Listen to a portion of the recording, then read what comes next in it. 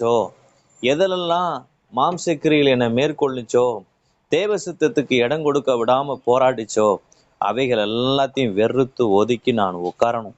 அவ்வளவுதான். Praise the Lord. இந்த கிருபையை நோக்கி நாம் பிரயாணம் பண்ணும் பொழுது கர்த்தர் நிச்சயமாய் நம்மையும் நம்முடைய குடும்பங்களையும் வழிநடத்த அவர் போதுமானவராய் இருக்கிறார். அல்லேலூயா.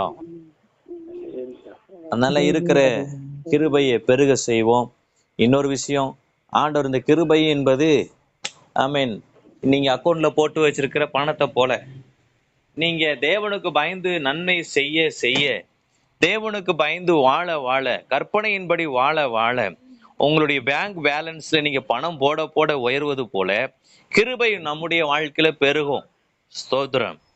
தேவ சித்தத்தை இலக்கம் பண்ணிடும் பொழுது தேவ மகிமையை நாம பல வேளைகளில் மாம்சக்கிரிகளுக்கும் மாம்ச எண்ணங்களுக்கும் இடம் கொடுத்து ஓடும் பொழுது பணத்தை எடுத்து விரயம் பண்றது போல இன்னைக்கு நம்முடைய அக்கௌண்ட்ல இருந்து பணத்தை எடுத்து நம்ம வீணாய் செலவு பண்ணது போல இல்ல வேற ஒருத்தர் சுரண்டுறது போல போச்சுன்னா எப்படி நம்ம அக்கௌண்ட் பேலன்ஸ் 0 ஆகுமோ அதே போல நமக்குள்ள கிருபை என்ன ஆயிரும்?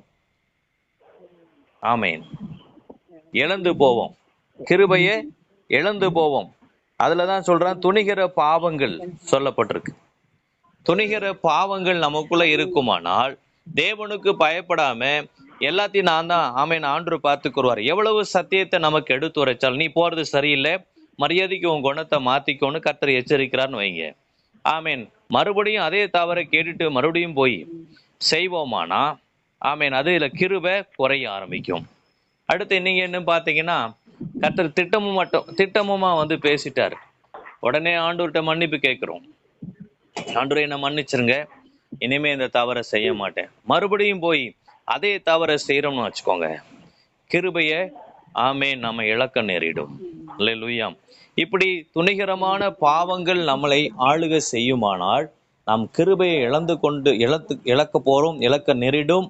இழந்து கொண்டே இருக்கும். ஒரு நாள் முற்றிலுமாய் மாறிடும்.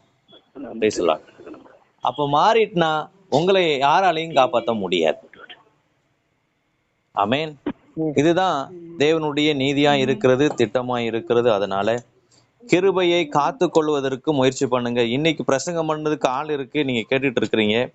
பிரசங்கம் பண்றதுக்கு ஆள் இல்லாத ஒரு நாள் வரும்.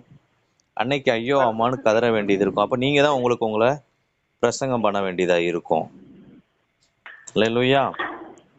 ஆமேன். காதுள்ளவன் கேட்க கடவன் சொல்லிது ஆவியானவர் சொல்லுகிறார், காதுள்ளவன் கேட்க கடவன் அப்படின்னு சொல்லியிருக்கு.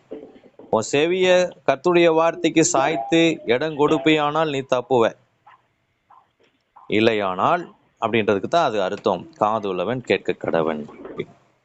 இன்னைக்கு அநேக உணர்வில்லாத ஜனங்களா இருக்கிறாங்க, தவறுகளை உணராம இருக்கிறாங்க. பாவத்தை உணராதவர்களா இருக்கிறாங்க. எல்லா விஷயத்திலையும் தன்னுடைய வாழ்க்கையில ஒரு பரிசுத்தம் முக்கியம், மிக முக்கியம். அதனால தேவ சமூகத்துல காத்திருப்போம். கர்த்தர் நிச்சயமாய் நம்மை நடத்துவார்.